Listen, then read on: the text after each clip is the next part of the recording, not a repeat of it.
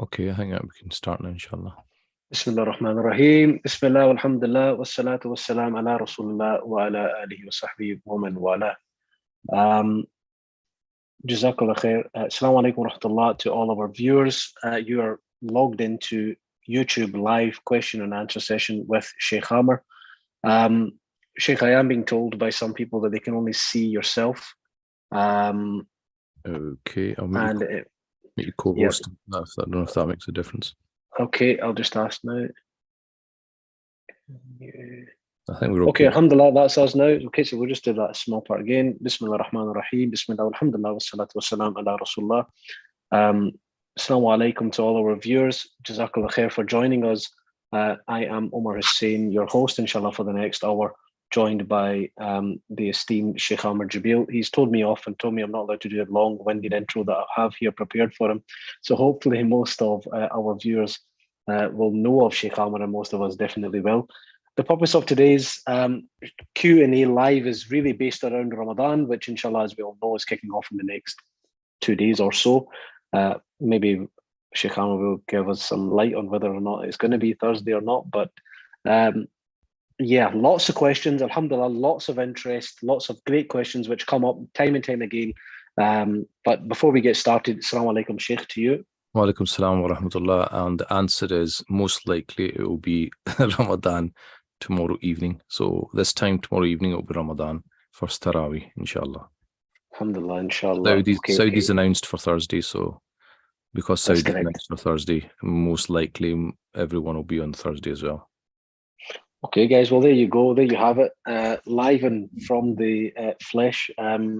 Essentially, no waiting around, but most likely we are for tomorrow. I think that seems to be the consensus in any event. Most people seem to be on that view, so alhamdulillah. Okay, there's lots to get through, and Shaykh is extremely busy, so we don't really want to keep you guys waiting. And there's lots of different areas and lots of topics, inshallah, that we're going to be discussing. Please use our forum that's online. Go onto our Instagram. You'll see a nice syllabus there. There's a post for you to be able to send your questions live, and inshallah, we have a team looking in the background. Now, Shaykh, any words really before we start, or are we looking to just go into our questions, inshallah? No, we'll just go straight into our questions. I think the only thing is obviously with less than a day to go for Ramadan, it's always good to start getting, and which is the purpose actually of today, is getting ourselves in the right frame of mind so that we, as they say, hit the ground running. So, you know, often if you can, it's a good practice. If you can't, it's fine as well, you know, because obviously people's lifestyles vary and their schedules vary. But if you can, from the time of Maghrib, you know, just realize that Ramadan, you know, although the fast starts on Thursday, Ramadan will begin tomorrow at Maghrib time. So 6:45 tomorrow, Wednesday. You know, if you can be in the mosque, that's excellent. If you can't, then at least at home, just before Maghrib, just sit down and it's almost like you're welcoming the month a minute or two before you sit. You know, if you can be, or you can pray Maghrib anyway, be in a state of wudu, face the Qibla, and as the month of Ramadan begins, you know, make a dua, make good intentions, ask Allah subhanahu wa ta'ala to, you know, make it a beneficial month for you, etc., etc.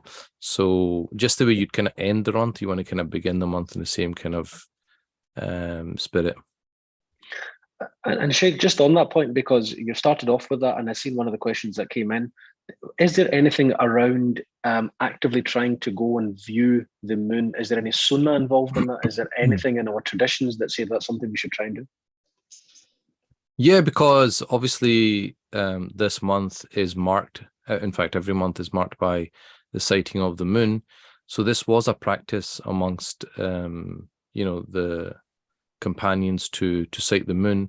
But I mean, I don't know if the whole entire community used to go out. I don't think so. But certainly some individuals did go out to sight the moon, and then you get into the discussion of whether one testimony is enough or do you need a group of people, etc., etc. But in general, yes, it is a practice. Okay, alhamdulillah, excellent. Okay, Shaykh, really, we'll probably try and, I mean, I was going to try and keep things in chronological order, but essentially we have lots of different topics and lots of areas that people are coming in with and showing lots of interest with. Now, in order to determine really which questions go first, I think it's probably fair that sisters get to go first. So that's really the area that we're going to start. There's a particular set of questions that are coming from sisters. So I think what I'll do, for the sake of the listeners who are listening, it may be a question that you're thinking of at the moment. This may be a question that you have written down. So listen to the question, and inshallah, Shaykh will address. Now, what I am going to do is read out actually 4 questions, and these 4 questions are pretty much along the exact same lines, and then inshallah, Shaykh will go into and give us some understanding. The first part, and of question 1, is I have missed the last 2 Ramadans due to pregnancy and breastfeeding. I am still breastfeeding, and my child is up early every night, which is a real struggle for me. I am worried that fasting will be too much for me, but also concerned that I have missed so many fasts. Should I try to fast? That's the first question. Second question, which is linked, also says, Salam, do breastfeeding mothers have to fast, or can they if they do not have to? The baby is only 2 weeks old and the mother is breastfeeding exclusively. Question 3, which is also linked, should a person try to fast if they are breastfeeding? What is the exemption? Is it better to try to fast or take Allah's mercy? And number 4, which again links in, what is the ruling regarding breastfeeding and fasting if the milk supply for the nursing child and the nursing child are not affected in any way? Is it permissible to fast, or is it not permissible to fast at all if one is breastfeeding? So Shaykh, we seem to have the first group of questions around breastfeeding, new mothers. What is the ruling? I think that last question kind of hits it on the nail, because she's saying that the fasting's not affecting her. It's not affecting her milk supply.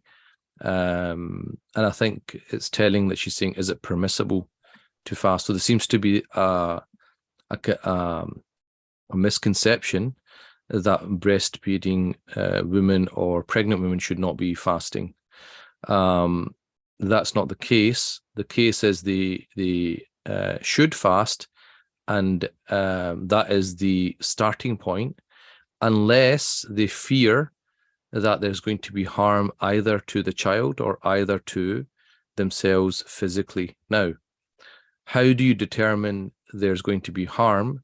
That's where you have to base it on something. You can't just base it on how you're feeling, because a lenient person will, go for a dispensation. Somebody who's kind of more hard on themselves will make themselves fast. In both cases, it might not be the situation. There might not be the answer that they actually should be following.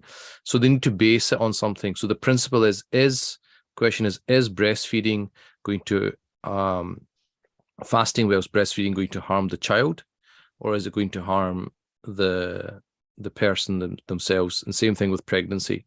Will it harm her body and her well-being, or will it harm the child?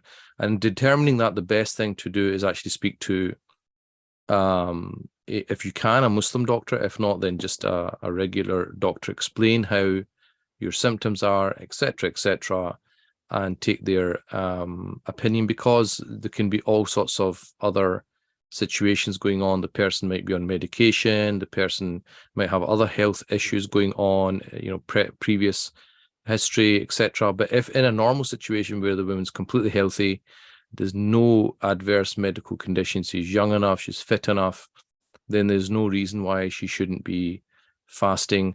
Like that woman said, her milk supply is fine even if she fasts. So for that type of person, they should absolutely be fasting. The dispensation is where there's going to be harm to the person or to the child, and that either is based on medical advice or is based on a past experience. For example, she had a child previously and she fasted, and it really affected her, or and it's completely obvious. So maybe, a couple of Ramadans ago, when the fast was like 20 hours, it was extremely, it says a heat wave or something.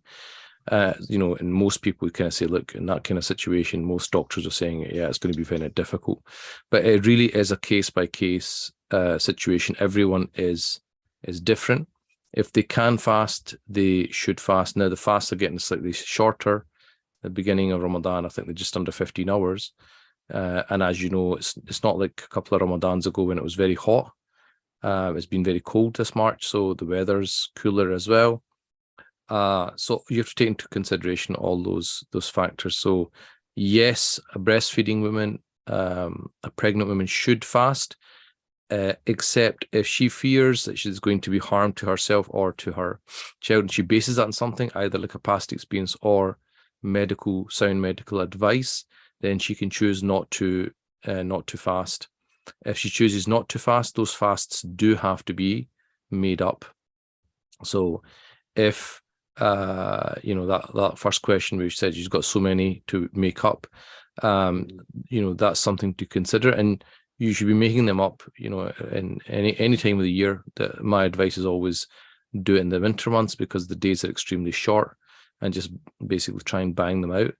Otherwise, they do build up. The other thing to keep in mind is that postnatal bleeding, if she's just given birth and she is still bleeding, then she's exempt from fasting anyway. She shouldn't be fasting. So a woman who's on her menses doesn't fast, and a woman who's in postnatal bleeding, and that can be anything up to 40 days. So I think that one of the questions was the baby's 2 years old, 2 weeks old. So in that kind of situation, it could be that she's actually not even out of postnatal bleeding yet. So she can't fast. So a woman who's menstruating and a woman who's in postnatal bleeding cannot fast. It would be sinful for them to fast. So that bleeding for a postnatal bleeding could be anything from the time of birth up to a maximum of 40 days. Okay, Jazakallah. And I think that probably answers our next question, which is, additionally, is there a fixed period of time after giving birth that the woman doesn't have to or shouldn't pray or fast? So if the woman has given birth and she's bleeding, whenever that bleeding stops, that would be her postnatal bleeding period over. So let's say it's her first child and she bled for 25 days, and then the bleeding stopped. She would take ghusl and start praying, start fasting. So if the bleeding continued up to 40 days, she does the same. But if it exceeds 40 days, if she keeps bleeding after 40 days, she would take a ghusl and start to pray and fast, even though she's still bleeding. That bleeding is now called istihada, which is not postnatal bleeding anymore. So depending on how many children she's had, how much she bled in the past, but basically when she is in postnatal bleeding, she can't fast. Jazakallah. The next one's a little bit of an ambiguous question, I suppose, for someone who's more concerned, but probably needs a bit of some of your expertise. Does a healthy pregnant woman have to fast in her last trimester? Should you try to fast, or is it okay not to fast if you feel worried for the baby? So again, that worry for the baby has to be based on something. Okay. Because some people worry about everything, so they can, you get people that are paranoid, you get people that are excessive. So again, my advice would be speak to get medical advice, and they might say, look, you're absolutely healthy, there's nothing wrong with you, you can absolutely fast, there's no reason not to. Often it can be probably the early part of pregnancy which is harder, especially if the woman is having a lot of sickness, because that can lead to dehydration. But if it's towards the end, although it might be fatigue and things like that, but in terms of the actual fasting, there's nothing really to stop her. And I think I was speaking to one of our students who's a doctor, and he was saying that there's some sort of study, and they found that majority of women in the Muslim world fast when they're pregnant. So again, if there's nothing wrong with her and she's absolutely healthy, she should fast. But if she is in doubt, she should seek medical advice and go with what advice that she's been given. Jazakallah. Our next question, more interestingly, is less medical and more to do with reward. And somebody's asked, you know how not keeping one fast in Ramadan won't be able to be made up even if you fasted your entire life? But what about when we can't fast due to periods? Are we missing out on the reward? And when we make it up afterwards, do we get the reward the same as we would in Ramadan because it was out with our control as girls? Yeah, so I think this is also a more general question that females sometimes feel they're missing out. because maybe they're not fasting for considerable part of Ramadan, maybe a whole, a whole week is a quarter of the month.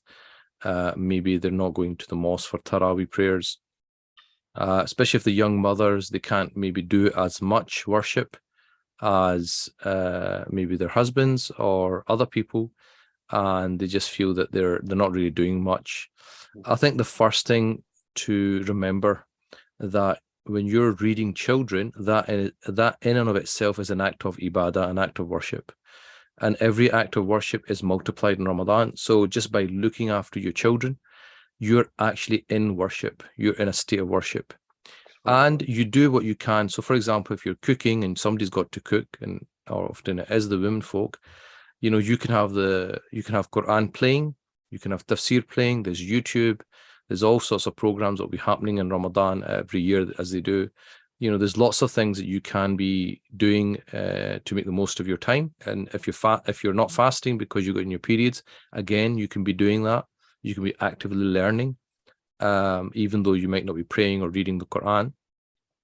So that's the first thing. I think the second thing is the fact that you're not fasting is not because you do not want to fast.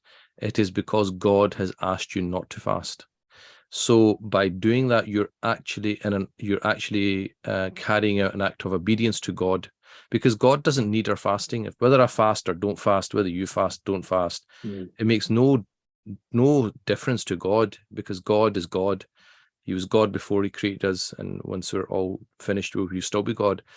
So it's actually this action is to do with us, the benefits for us, which is why we should never be surprised by medically, scientifically, it's been proven that fasting is beneficial for you. There's non-Muslims who fast not because of religious duty, because just for health benefits. That all sorts of sportsmen into intermittent fasting, which is, it really just sounds like Ramadan, because they're not eating for 16 hours, which is basically what we're doing. So the benefit is for us, and it's actually just God is testing us to see whether we will obey him or not. So how do we obey him? We obey him in the way he wants to be obeyed. He's telling us not to eat from Fajr to Maghrib. I can't choose, I'll do the same amount of hours, 15 hours, but I'll start midnight and I'll just count 15 hours. No, it won't work. So you have to obey God the way he's asked you. So when a woman ceases to fast because she's on her menses, she's actually in an act of worship. You're actually eating and drinking in Ramadan, and you're actually in obedience to God, which is quite amazing when you think about it. So you can enjoy your meal, you can have whatever you want, and you're actually getting rewarded for doing that. So there's no missing out on reward. By not fasting, you're obeying God, so you're actually in a spiritual state by just doing that, even eating and drinking in Ramadan. So that when you make up those fasts, why would that diminish your reward in any shape or form? Because had you not had your menses, let's say your periods were irregular, would you have fasted? The answer is yes. And we know that innamal a'malu binniyat, the first hadith in Bukhari, is actions are but by intentions. So your intention was, I want to fast, but something's prevented me from fasting, and God does not want me to fast, therefore I will not fast. So your intention was there, you'll get rewarded in accordance to your intention, which then brings on to that hadith, which is, if you spoil a fast of Ramadan without a valid excuse, yes, you will have to make it up, but the reward that you would have gained in that one day, the blessings, all of that, you will never be able to recuperate. That is gone, basically. That is when you break a fast or spoil a fast without a valid excuse. But in this situation, if it was illness that caused it, if it was some other reason that made you break your fast, you've not broken it due to an invalid excuse. You have a valid excuse. So that hadith will not apply to you. Okay, Jazakallah khair. We touched upon there about how the sisters can eat and how they can, shouldn't be feeling bad, etc. There's a question that's popped up on this topic, so I might as well put it in here. Can women who are not fasting arrange to meet others in Ramadan for coffee, etc., or is this frowned upon? Is that not permitted? Should that be something they curb back on? No, if they're not fasting and the other person's not fasting, of course you can make up. You can meet up, have coffee, have cake, have your chocolate eclairs, whatever. Basically, as long as you bring some home for your husband for a star time, that's You don't basically even what have we're to saying, do Sheikh. that. He's not that important that you need to bring stuff home. Not good Sure, of for him. course not. Okay. Sticking going or taking ourselves back, and we've got a couple more questions on here. Where we're talking about some of the sisters having questions around. Sorry to anyone, to the viewers who have just joined in. Our starting of our session has really been around mothers breastfeeding, sisters who are pregnant. That seems to be the general gist of what we've covered so far. We've got a couple more from the sisters, inshallah, before we move on to our next couple of general overview of topics. The first one, and sticking with the issue around periods, during Ramadan, if a woman is on her periods and it only lasts, for example, 3, 5, or 7 days, does she have to miss 10 days of fasting? I believe it to be as soon as your period finished, you do ghusl and restart your fasts immediately. Okay, so I think there's a slight confusion there between what is the minimum amount and the maximum amount. The minimum amount of bleeding before it's considered to be a period is 3 days, and the maximum is 10 days. But the period can be anywhere between 3 and 10. So for some women, it might be 5 days, for some women, it might be 6 days, for some women, it might be 7 days, some women might fluctuate between 5 and 8, whatever it might be, but it's in between 3 and 10. But for you, if say your regular period is 5, this one's saying it could be 3, 5, or 7. So it seems to be that for that particular lady, it's fluctuating between 3 and 7. Whenever she stops bleeding, so let's say the last month in this month in Sha'ban, she bled for 5 days. Next month, she bled for 6 days. As soon as her bleeding stops, she makes a ghusl, she starts to pray again. And if it's during the day of Ramadan, so in other words, let's just say she became pure at 1 o'clock in the afternoon, okay? So now her excuse for not fasting, or say her excuse for eating and drinking, which was the menses, has stopped. So the default position is if you have no more excuse, you cannot eat and drink during the day of Ramadan. Now, so in this situation, she will be on day 6 at 2 p.m. or 1 p.m. She stopped bleeding. She does ghusl, she prays dhuhr, and she no longer eats and drinks until Maghrib, even though she is not fasting. Right? She's not fasting, and she will have to fast. That day is not going to count as a fast. She will need to make it up. But her excuse for eating and drinking has come to an end, which is the menses. So out of respect and out of the sacredness of the month, she does not eat and drink and for the rest of the day. Now, at the beginning of her period, the opposite happens. So let's just say she knows, okay, I'm probably going to start my period next Monday or Tuesday. But she doesn't know, right? So what does she do? She keeps the fast. She does her suhoor. She keeps the fast on a Monday. Lo and behold, at 2 p.m. during the afternoon, she realizes, my period has started. Mm-hmm. So when her period has started, although she had not ate and drank up until 2 p.m., she now must eat and drink. Okay. She now must eat and drink to differentiate herself from a fasting person. So at this point, she should eat and drink before Maghrib, right? Because she is now menstruating and she can't act like a fasting person. So in the other situation, she stops eating and drinking. And in the beginning, she actually does eat and drink, if that makes sense. This is our last question in regards to this topic before we move on. We're almost halfway through our show. So the last question is more of, seems like advice in relation to a sister who's struggling with her family. She says, how do I tell my brothers that I'm on my period when I'm not praying or not fasting? It's extremely awkward. They keep saying you have not read any namaz, or that why are you not fasting? These days it's a taboo topic in our culture. Any advice on how to deal with it? Well, from her question, it seems like her brothers are very young, extremely young, so they don't understand the concept of periods. If she's talking about brothers who are older who should know what periods are, then I think it's easier because you just explain to them. But if they're very young, they don't understand the concept of periods, and maybe they're too young, the parents feel it's not appropriate yet to explain to them about that. Let's say an 8-year-old or 9-year-old child who doesn't get it, the person can just say, look, I'm not fasting because I'm not feeling well, right? And you don't need to say any more than that, because you've got your period, you're not feeling well. Most women, will have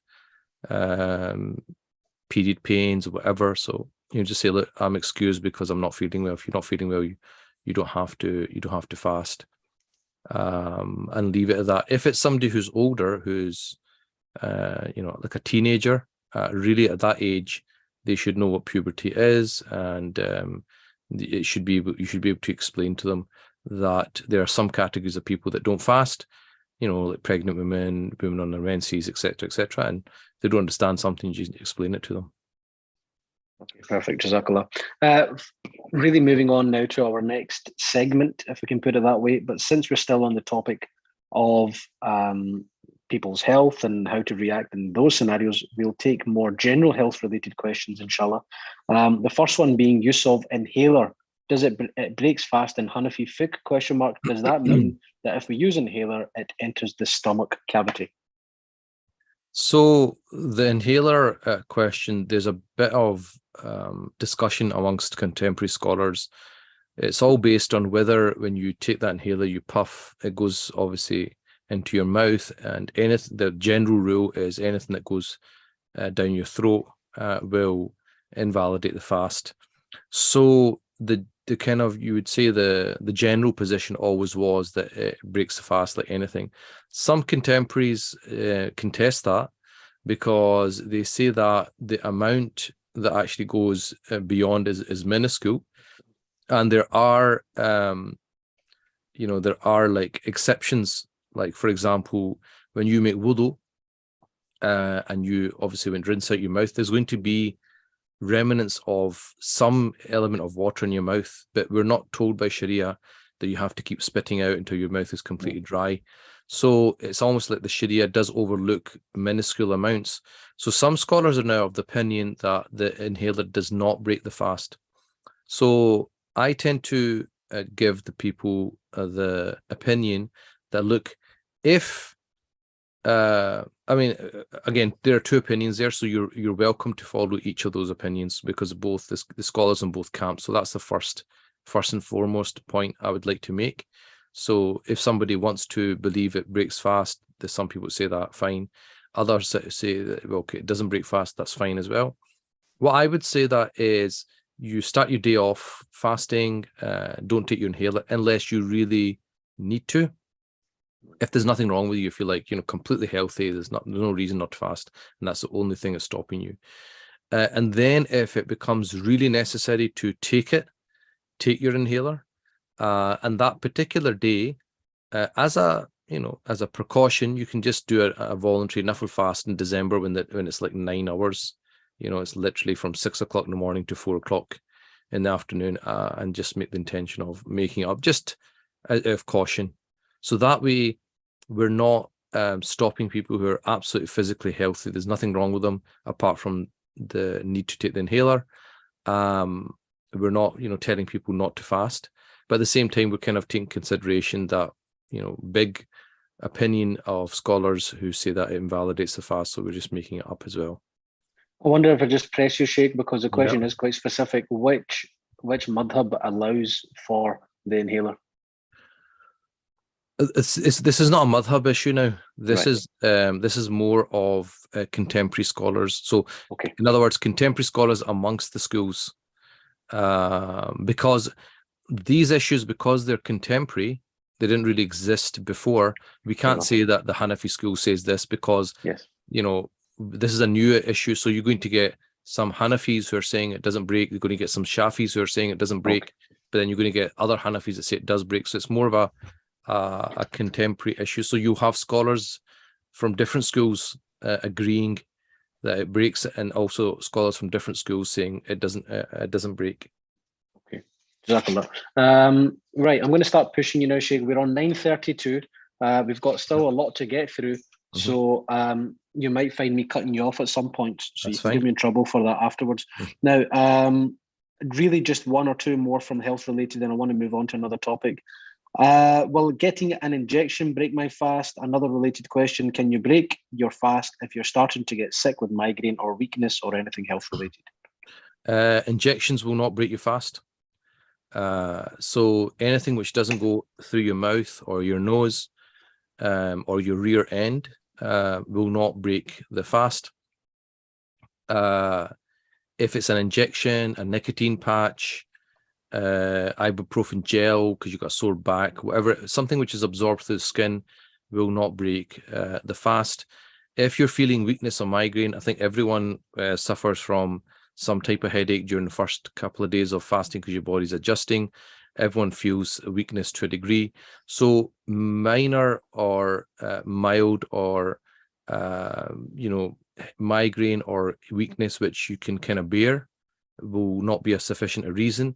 But a migraine which is severe, weakness which is severe, that would be enough of a reason to break the fast, yes. Okay, Jazakallah. Before we really move on, we've got a lot of sisters asking this type of question, so I want to address it before we move on to a new topic. And it touches upon what you were speaking about earlier. It says, in terms of children, is it better to encourage fasting at a young age and allow them to open their fast earlier for good practice, or encourage them to initiate fasting post-puberty? When they go through puberty, they will have to fast. It will become an obligation.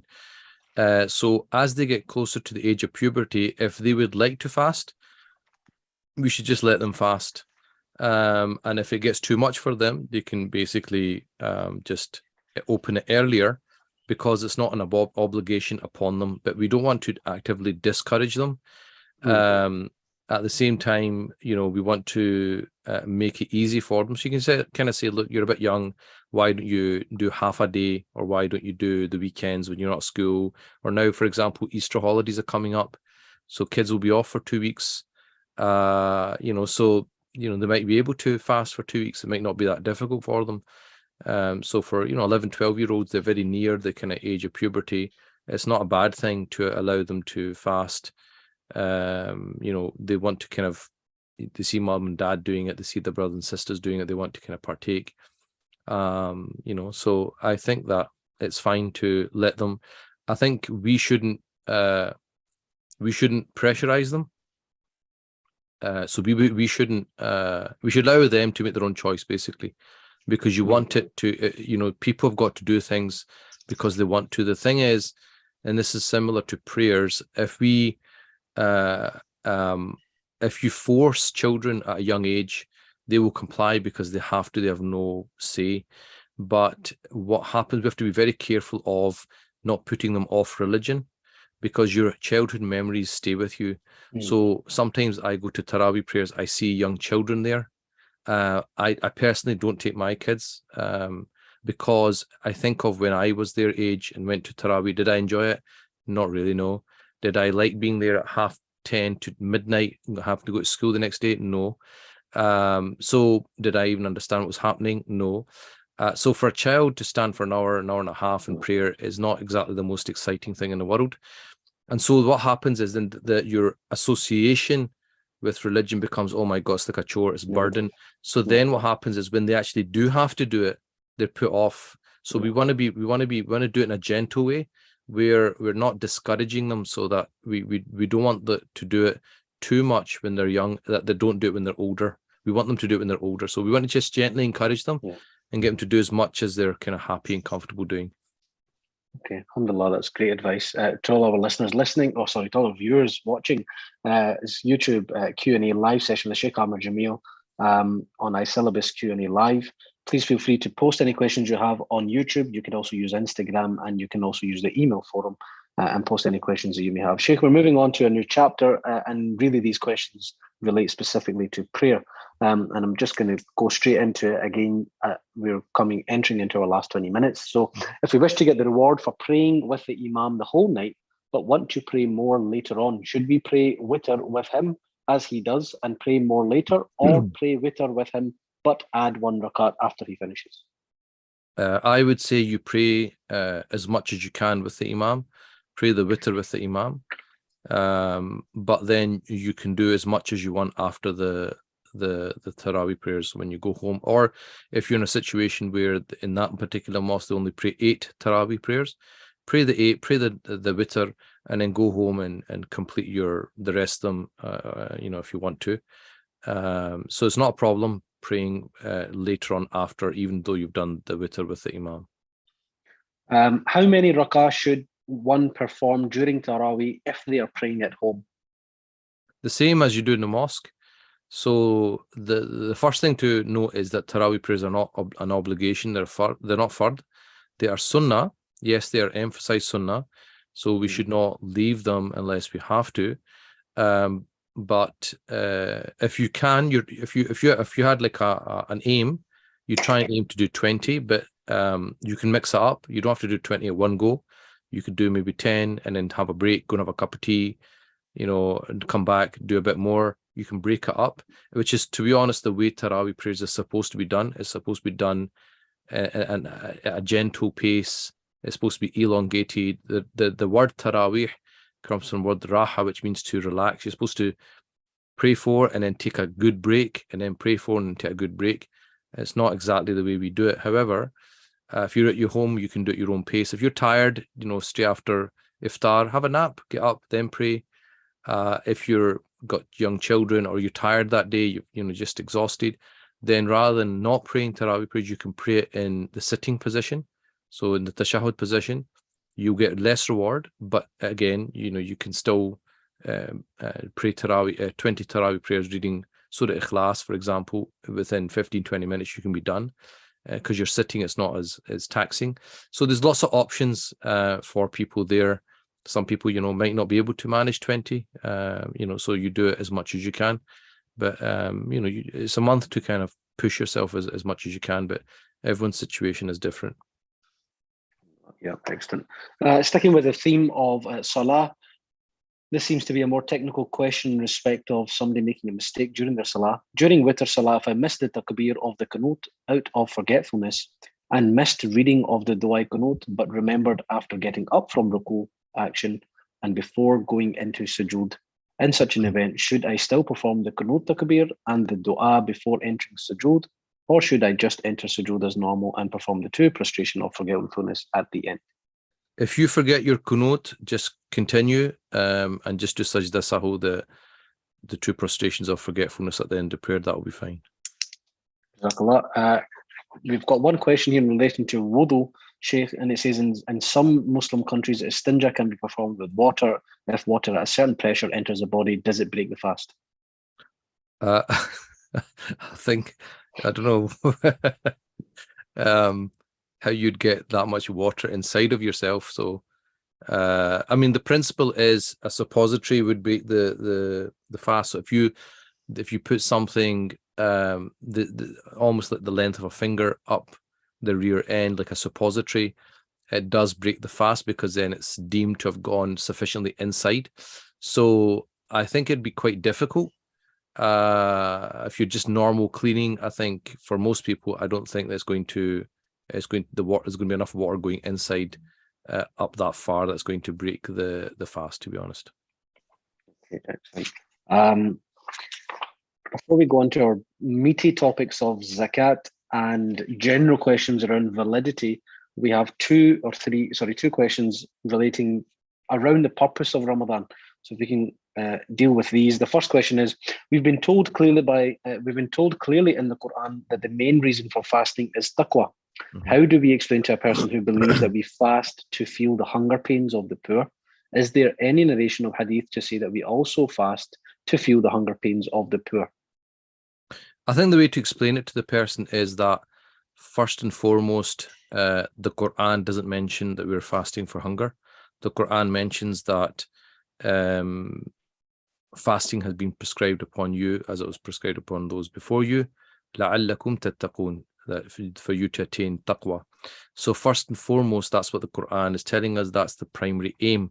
But, like we said before, fasting has many benefits. One of them is just health, physical benefit. And also one of those benefits is, yes, it does help you empathize with the poor.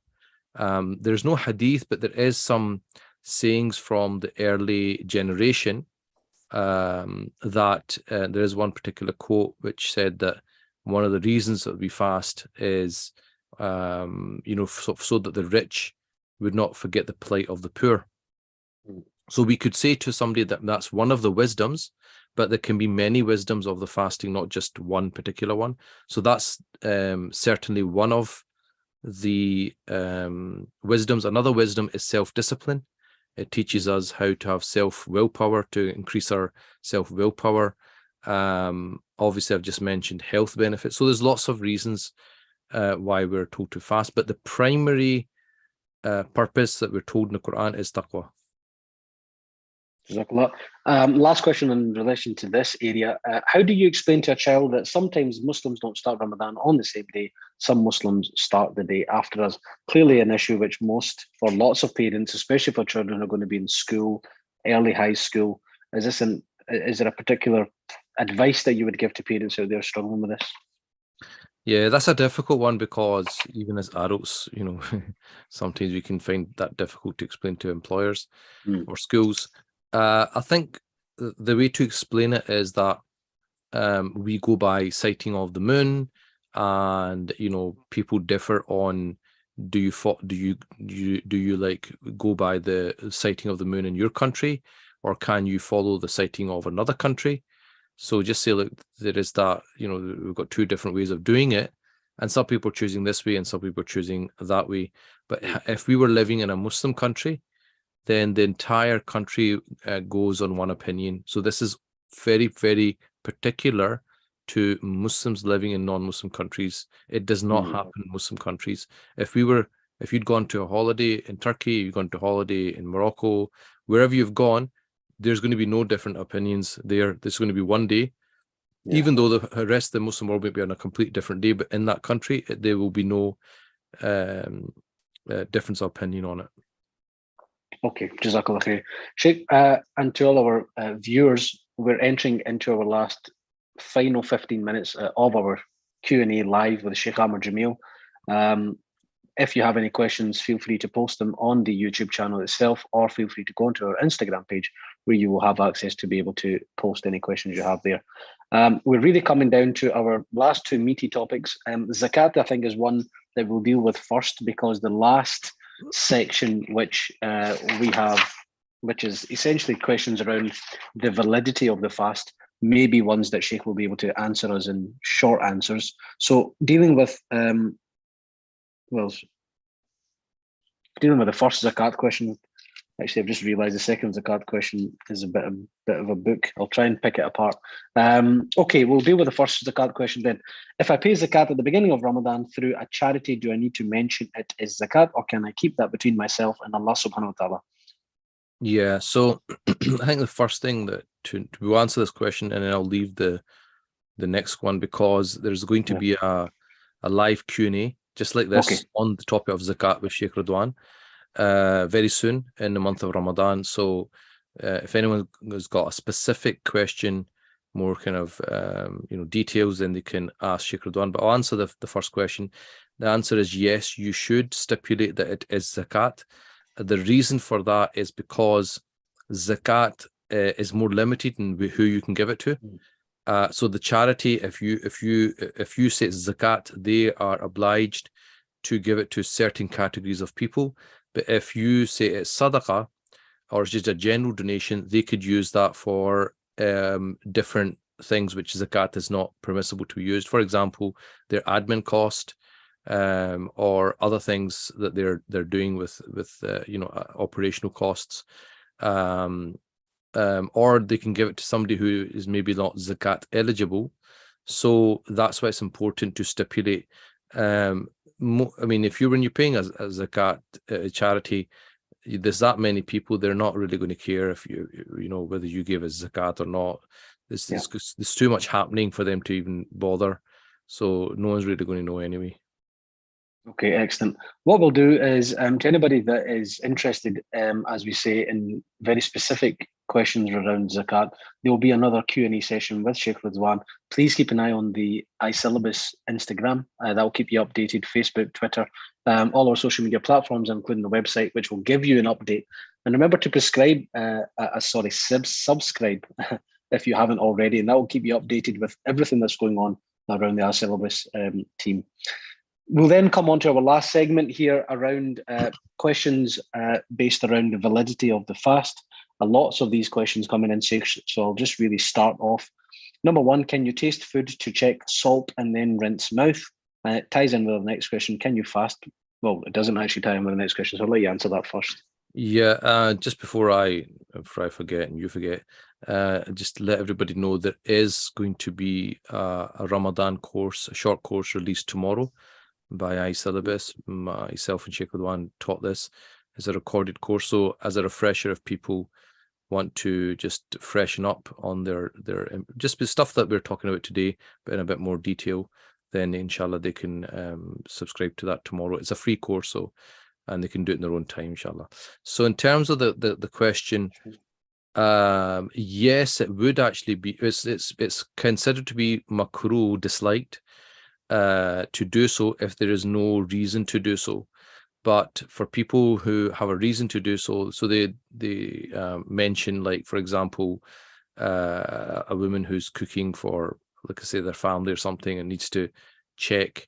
I mean, what we do in our home is we have our son who's young, and he's the official Ramadan taster to make sure everything tastes okay. But if you don't have a Ramadan taster in your house, it would be permissible as long as the food is not swallowed. You'd have to spit it all out. But obviously, if you can avoid it, it's better. But if in situations where you can't avoid it, and there's a reason for it, another reason would be, if a woman had to chew the food for her child. But now that, again, these were rules written a long time ago. Now we have food processors. There's also other ways of doing that.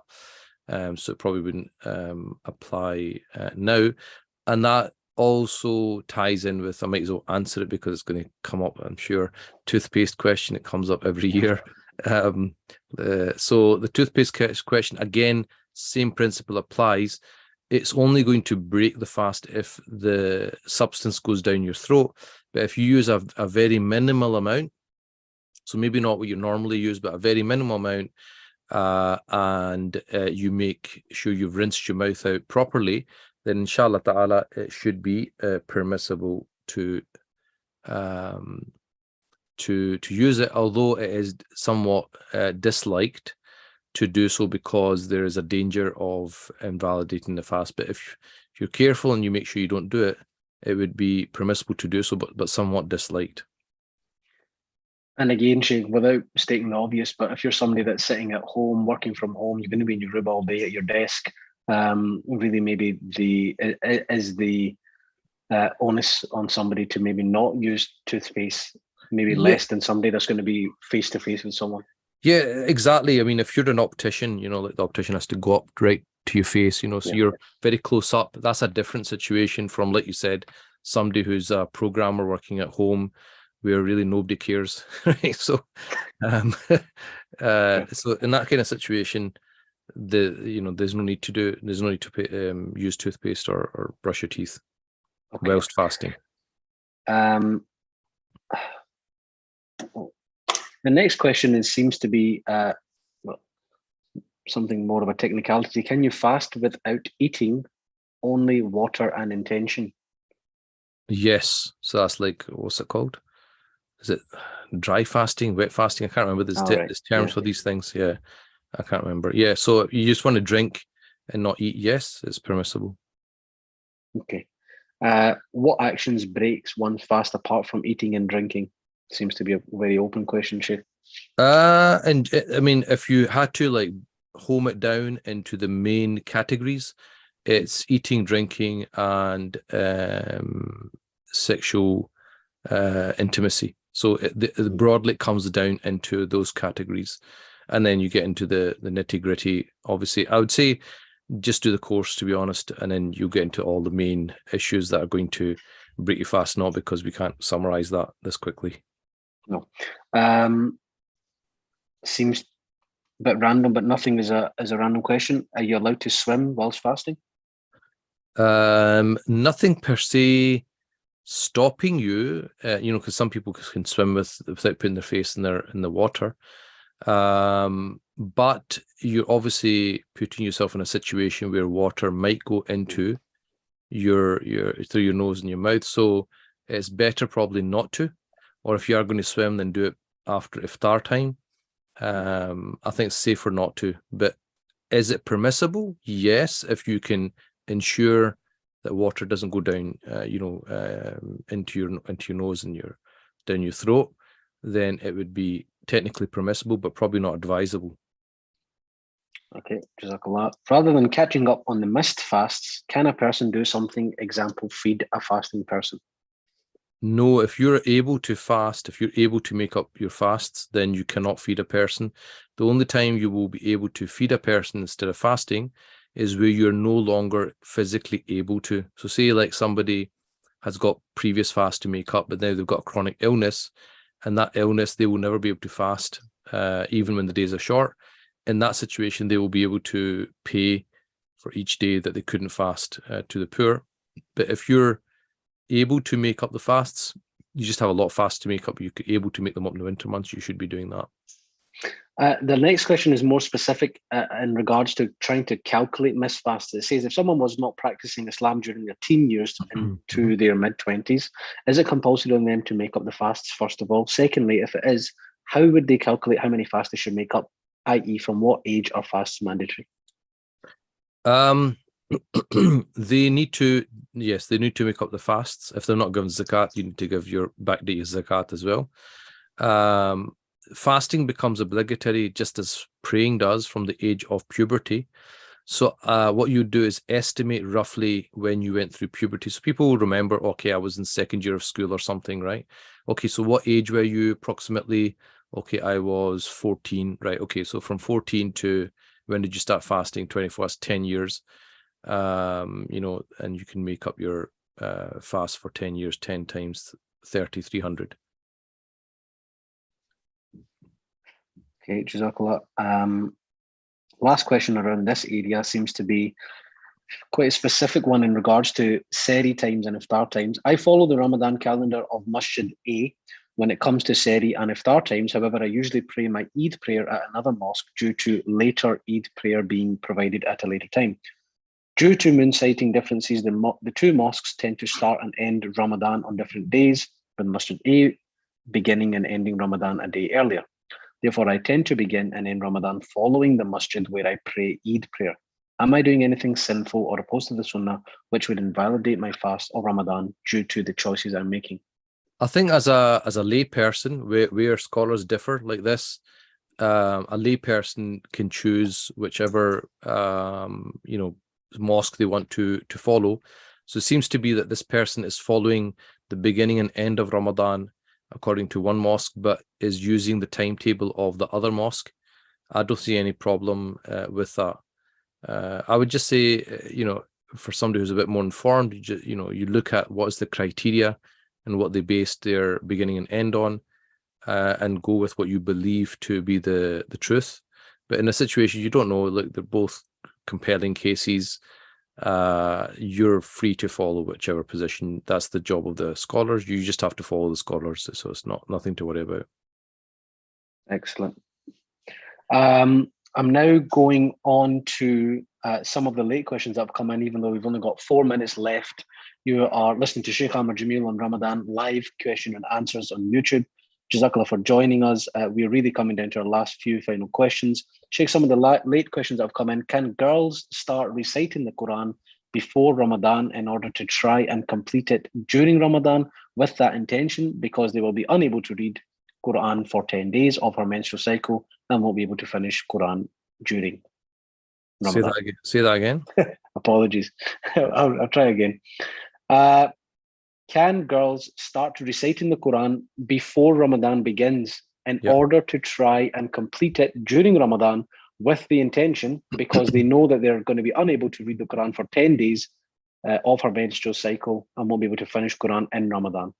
Yes, that's fine. Okay, so she can begin beforehand and she's... Okay, excellent. Right. We've covered this question, Shaykh. Sorry, I'm just going to try and sift out some of the ones we haven't got. So it's been sent them as we are speaking. Can you keep fasts on behalf of someone who is no longer able to keep fasts due to ill health, or someone who has passed away and they're not been able to make up all these fasts? No, you don't fast on their behalf. If they are no longer able to fast, they will pay for every day that they cannot fast, and they'll pay for every day that they still have missed fast to make up. Okay. It's basically the amount of Zakat al-Fitr that you pay at the end of Ramadan. It's a couple of pounds a day. So, and if it's somebody who's dead, same thing. Like, say, as a parent, you knew they didn't fast for 10 years. 10 years, that's 300 days times whatever it is, the Zakat al-Fitr, £4, £5. And then you can just give that. You don't have to give it one lump sum. You can give it over a period of time with intention of covering their fasts, inshallah. Okay. A good question here, Shaykh, which no doubt many of our viewers are maybe wondering. What should we really be trying to prioritize during the month of Ramadan? Is it Quran recitation? Is it reciting in Arabic? Or is it reading translation, for example, of the Seer book? There's people out there that are wanting to do lots of good and just don't know. Well, maybe we should answer the first part of this question, which is Quran related specifically. Try and get through as much Arabic as we can, finish 2-3 Qurans. Should we be spending time to read tafsir? The advice that I've always been given is that, you see, prayer's got a certain spiritual energy, right? Fasting has got a specific certain energy. Quran has got it, dhikr's got it, serving your family's got it, smiling at your spouse has got it. All of these actions, they're all good actions. Each one has got its share. And what you want to do is you want to get your share from each one. So what I would do is, if you know, okay, I've got an hour, you know, that I can dedicate, I'm working from this time, but I have 1 hour every day. Do I do 1 hour just tilawa, 1 hour of tafsir? What I would say is you do both, or you do as many of those things. Maybe there's 4 things you're thinking of. So maybe reading it, tafsir, maybe listening to it, maybe, you know, some other things. So whatever it might be, do like 15 minutes for each one, rather than just 1 hour of just one thing. So try to get a portion of each type of ibadah. It could be that you do, you know, most of your time it's tilawa, it's like just reciting, but you know, there could be, you can set aside, you could say like half an hour I'm going to do tilawa and 10 minutes I'm going to do tafsir, something like that. But try and do a bit of each thing. Okay. Yep. No, that makes entire sense. I suppose, sticking on this topic then, how or what advice would there be for anyone who's listening who has maybe a list of ibadah, a list of things that they want to do good? Is there specific things that they should be prioritizing over others? I think that the main ones is Taraweeh prayers, because Taraweeh prayers, you can't do them outside of Ramadan. They're specific to Ramadan. Number 2 is Quran. Everything related to Quran, whether it's tafsir, whether it's listening to it, whether it's reading it, stories of Quran, anything related to the Quran, because the Quran is intrinsically linked to Ramadan. Shahru Ramadan alladhi unzila fihi al-Quran, the month of Ramadan in which the Quran was revealed, and the Prophet sallallahu alaihi wasallam used to revise whatever he had been revealed up until that point in Ramadan with Jibreel alayhi salam. So this is something we know the Prophet was doing with the angel. Every year they used to revise the Quran in Ramadan. So the Quran Taraweeh prayer is probably the 2 ones. But like I said, you know, we shouldn't fail to recognize other acts of worship, which sometimes I think we do, such as serving other people, such as helping out other people, being at the service of your family, being, you know, good to your neighbors, etc., etc. These are all also actions that we should not be complacent. So in other words, it shouldn't be, right, I'm going to read my Quran for 1 hour, so, you know, you kids need to get lost and go and, you know, watch a movie so that you don't bug me. There's something not right with that, you see. So it's not that, you know, I'm going to read my Quran, I'm going to neglect my kids because of it. No, you kind of got to do both. Okay, Jazakallah. Slightly off topic or different topic. Salam Sheikh, does wearing contact lenses break your fast? No. Moving on, does vaping break your fast? Although disliked, technically speaking, the smoke does not enter the stomach? Question mark. according to what I would know of vaping and smoking, any type of smoking, any type of vaping would invalidate your fast. A more specific question on Laylatul Qadr. Does Laylatul Qadr fall on different nights for people in different lands? I ask this because people experience different weather, atmosphere conditions in different locations, which thereby affect the signs of the night, i.e. the night being calm, the sun rising without rays, etc. Or does Laylatul Qadr fall on the same night for the entire globe? I would be of the opinion that it can be different for different countries, and that's based on like what you're saying, based on what people have said in terms of the signs, and obviously, you know, people start Ramadan different days as well, so I think it can be different nights for different places. Allahu Alam. What would be your recommendation to somebody that's in search of Laylatul Qadr, Shaykh, who rather than maybe exerting himself on one day, is this a case of us exerting ourselves in the last 10 days to cover bases? Yes, because the majority opinion is that the night of power, Laylatul Qadr, which is better than 1,000 months, 83 years, 4 months, is most likely going to be in the odd nights of the last 10, which is one of the reasons the Prophet used to do itikaf in the mosque, because purely just it was that important that he just secluded himself for 10 nights. But I think that's also another point which kind of made me think of, which is to not overdo it in the beginning of Ramadan. What happens is, it's like you remember you're in a marathon, right? So if you're in a marathon, you don't sprint the first couple of miles, but that's what people tend to do. They get all excited first couple of days of Ramadan, the mosques are full, and as you know, as people get tired, the bodies start, you know, they start dwindling away, and the congregation goes less, and then they kind of reappear at the end of Ramadan. What you want to do is you don't want to go like that and then fall, because the most important part of Ramadan is the last 10 days. So you want to build, you want to be building, and when you hit the last 10, you can basically put your foot down till the end. But people tend to run out of steam by that time. So it's important, remember, your body's adjusting to fasting, eating, drinking, you know, there's lots of things happening. So just take your time, pace yourself, which is why I was saying, if you begin a Maghrib time on Wednesday, because you've not fasted that day, so you can actually get a lot done in the first night. So you can probably just bang out a chapter of the Quran or 2 chapters, so you're already ahead. So it means that the days when you're not so, you know, you're kind of feeling fatigued and stuff, you're already kind of got a little bit extra done in the beginning already. Yeah, excellent. And I suppose more than on a practical term, this seems to relate to some of the questions that are coming in regarding practical tips of what to eat, when to sleep. Is there anything specific that we would see around routine? Obviously, it's going to be difficult for everybody because everybody has different commitments. Some people are working, some people are not. But is there anything specific that we should be trying to do? Some people might be trying to stay up all night to do ibadah and then burning themselves out. In terms of routine and what you're eating and when you're sleeping, is there anything specific around that we should be trying to focus on? Yeah, I think that I mean, we've hopefully had enough experience, you know, we've had enough Ramadans to know what happens to your body clock. You know, so base it on past experience, learn from your past experience. Don't keep doing the same thing over and over again.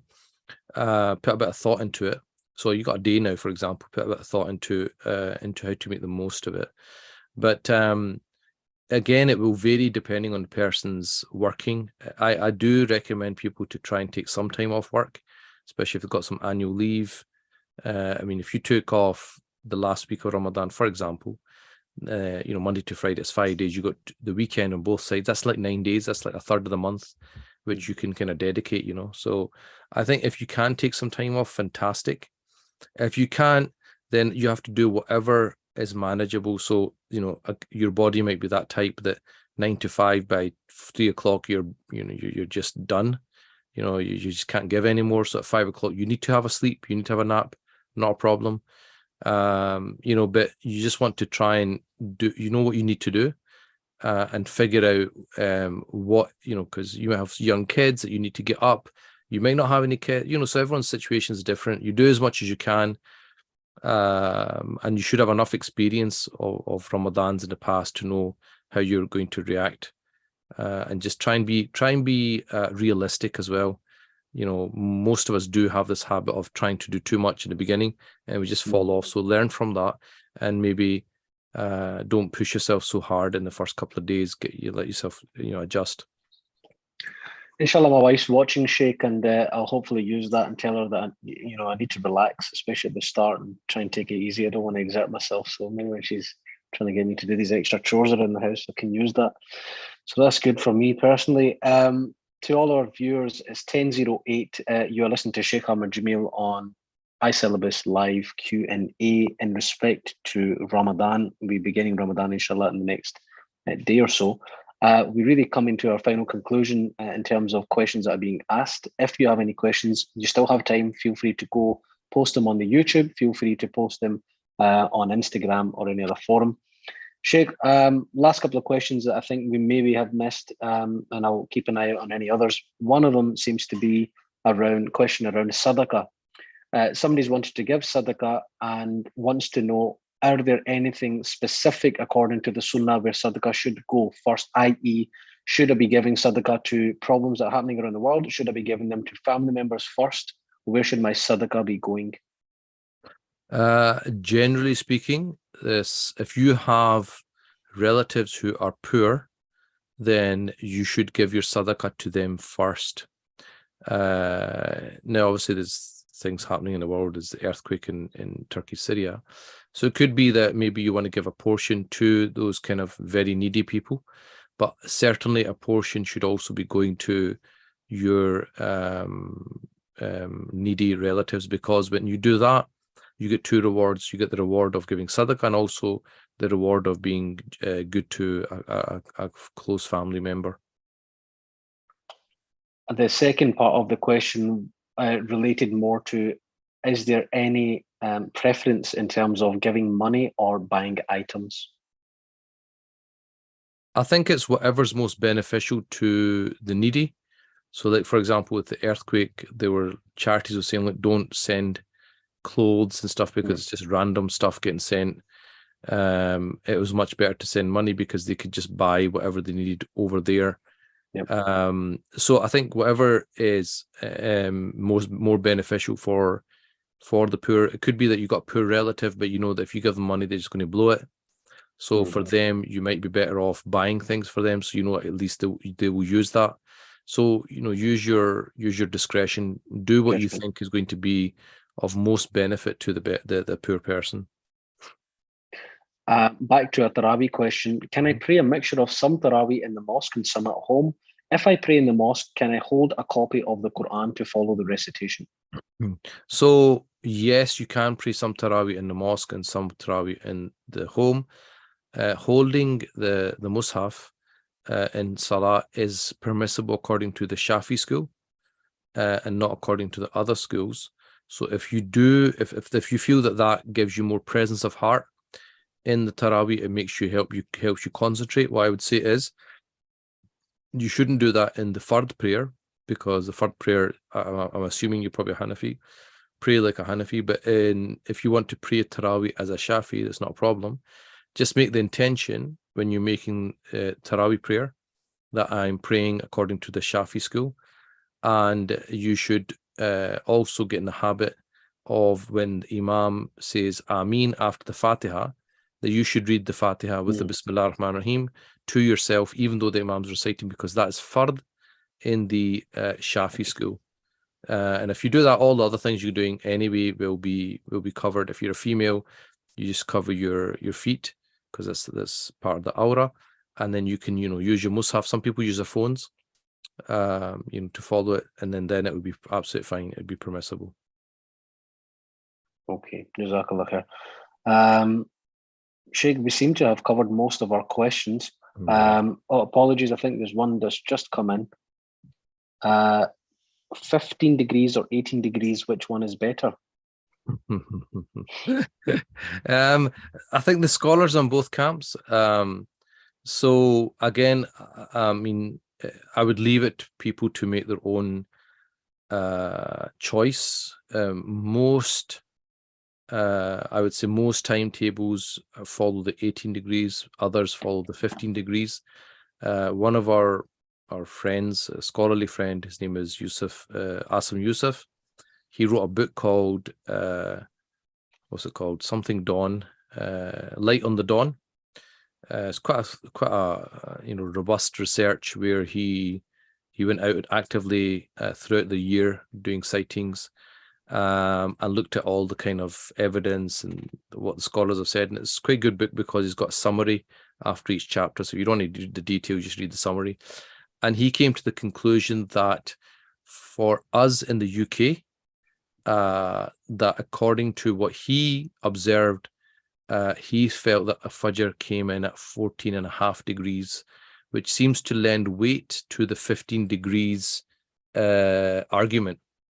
So although more mosques might be on the 18 degrees, it doesn't necessarily mean that the 15-degree argument is weak or less. It might be less people following, but it doesn't mean it's not based on something. So that's a book that people maybe can get hold of and read and make their own conclusions. But both are they're scholars in both camps. Shedding Light on the Dawn, Asim Yusuf is the book that Shaykh is referring to. For anybody that wishes to purchase it, it's on Amazon. So yeah, you can get yourself a next day delivery. Shaykh, we're really coming to closing conclusion here, remarks. And I think I'll maybe end with this question and to maybe tie it in with your closing remarks, any closing remarks you have. What would you recommend as a daily routine during Ramadan for a person who works and is finding it difficult to conciliate daily work and acts of worship? And Shaykh, if I can ask you really to tie that in with any closing remarks that you may have for our viewers. Yeah, so I would say, look, go with quality over quantity. So, you're working, and you're fasting as well. You're not living in because look, in a Muslim country, right? In a Muslim country, if you were doing that work in a Muslim country, they will reduce your hours. So if you're working 9 to 5, probably in a Muslim country, you would work from 9 to 1 or 2, right? Yeah. You're in a place where there's adhan everywhere. The entire country is fasting. There's Taraweeh prayers at different mosques of different lengths.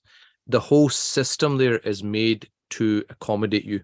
The whole system there is there to make Ramadan as easy as possible for you. We're not in that context. We're in a non-Muslim country where life goes on, irrespective whether it's Ramadan, it's not Ramadan. The last couple of years, the fast has been extremely long. And even though our first fast is at 15 hours, the last one's like 17 or 18 hours, it does get long. So we've got, and then people, want to pray Taraweeh prayer as well. So we've got to be realistic of what people can actually do. That's different from somebody who's retired, whose kids have all grown up. They can sleep whenever they want. They can wake up whenever they want. They can pray at night as much as they want. You cannot, compare that to a working person who's got small children, needs to get them up, take them to school. So be realistic. God knows your situation. By going to work, you're in ibadah, you're in worship, you're earning for your family. You're going to get rewarded for that. If, like I said, you come home and you're exhausted and you need to sleep for an hour or 2 hours, whatever it might be, do that. Okay. And then the time that you do have, right, when you're awake, maybe it's a couple of hours every day and that's it. You've got to get your iftar done. You've got to get your Taraweeh prayers done. You've got to get your Quran done. Do as much as you can. Do as much as you can, but do not beat yourself up, right? God is not that petty. God understands our situation. He just wants us to put effort in. Okay. So quality over quantity. Don't look at what other people are doing. By all means, push yourself, but look at the quality of what you're doing, right? So try to get something done every day. Try to have some type of routine. Give yourself some type of target. And when you give yourself a target, always give yourself a minimum target. There is no maximum, but there's a minimum. So, for example, my minimum target might be I have to read 3 pages of Quran, right? So that's the bare minimum. So even when I'm really exhausted, I'm tired, I'm going to make sure I get that done. But then when I'm feeling a bit fresher, I've done my minimum, I'm going to do more. I'm going to do as much as I can, but at least I've done my minimum. So I think go for a realistic plan which you can actually stick to. The hadith says, أحب الأعمال إلى الله, the most beloved of actions to Allah, أدومها, are the most consistent. وإن قل, even if they're small. So small, consistent actions every day is much more beloved to God than doing, 3 chapters and then you're exhausted for 3 days and then you don't read anything for 3 days. And also do not underestimate the other things that you're doing in your daily life, such as talking to your children, having iftar, preparing the iftar, helping your wife out, maybe cut the fruit, going to the mosque, serving people, whatever it may be, all these other little actions. They might not be Quran, they might not be Taraweeh, but they're also highly rewarded by God. So don't underestimate those as well, inshallah. Inshallah, Shaykh, just one more question that's come in right at the end, just before we leave somebody out. For someone who is affected with sihr/magic, should the effects lessen during Ramadan, or can they completely go away? ? Unfortunately, Ramadan will not make that go away. Sihr is like a illness. It's like, I don't know, any type of illness you get. There's you go to the doctor gives you a prescription, antibiotics, let's say, right? So you have to take your antibiotics. If you take antibiotics, it will, eventually get rid of whatever it is. When you do your Quran, when you do your wird, your du'as, that's like paracetamol. So if you're not feeling well and you take paracetamol, it'll make you feel better, but it will not get rid of the actual illness. You need the specific medicine for that illness, but it will help some of the symptoms. So by reading more Quran, reading more, doing more dhikr and stuff, it might lessen it, but it will not remove it. To remove it, you need specific Quran recitation for that type of sihr in your situation. Jazakallah khair. And I know I said that was the last one, but I'm being told by the team there's one more, which has been posted twice, so not to miss anybody out. Assalamu alaikum. As a person advised to not fast by a naturopath to help recovery / improvement from an unknown illness, are they excused without a clear diagnosis? And would it close off potential openings for them? So, sorry, say that again. As a person advised not to fast by a naturopath to help recovery, improvement from an unknown illness, so somebody that's been told not to, from something that's clearly unknown, are they excused with, even though they don't have a clear diagnosis? Would it close off potential openings for them? I would say speak to a doctor, a Muslim doctor, if you can. Explain your symptoms. These are my symptoms. This is how I feel. Should I fast in that situation? Should I not fast? It really should be somebody that understands medicine to give that kind of diagnosis. I mean, the person that's given them maybe understands a lot about the body and stuff. So I'm not discounting what they're saying, but I would corroborate it with somebody from the medical profession as well. And if they said the same thing, then yeah, you don't have to fast then. But if the doctor says, look, well, no, maybe you should try and see how you get on, then you should follow that advice. Jazakallah khair, Shaykh. I think that really brings us to a closing of today's Q&A live. Is there any closing remarks from yourself before we leave? Just that like I said, tomorrow we'll be releasing the Ramadan course. So if you want to learn more about the month, then it's a free course. Please do take part in that. You can take your time. You can do it throughout Ramadan if you want. There's also course notes with that which you can get. Shaykh Ridwan's also going to do, I know because a lot of people give us Zakat in Ramadan. We'll be doing another Q&A with Sheikh Ridwan on that topic, so look out for that. And just really, we just don't know how many Ramadans God has written for us. I know people, my age, people who, went to university with, who can't fast now because they've got diabetes, or or I know other people, maybe they've had a knee operation and so they're having to sit in a chair. So you just don't know how many opportunities you get to pray Taraweeh, how many opportunities you get to fast even. So try and make the most of the month. Try and pace yourself. Obviously, the last 10 days are the most important. And as you know, time goes very quickly. Before you know it, Ramadan will come to an end. This happens every single year in my memory as well. And try and just benefit from the month as much as possible. Remember, the doors, the hadith says, the doors of paradise get opened, the doors of hellfire get closed, and the Satans get chained up. So the month from beginning to end is just a month of giving and openings from God.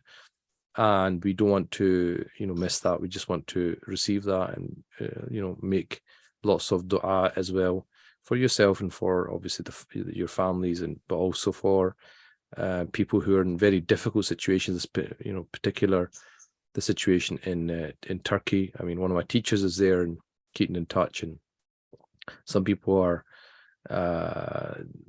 living in tents. I mean, you can imagine your house, imagine being in your garden of your house in a tent, waking up and opening the tent door, unzipping it and seeing your house just destroyed. And that's the reality for lots of people, and they'll be fasting in that situation as well. So, remember them and your du'as as well, and make the most of what God has given us for as long as He's given us.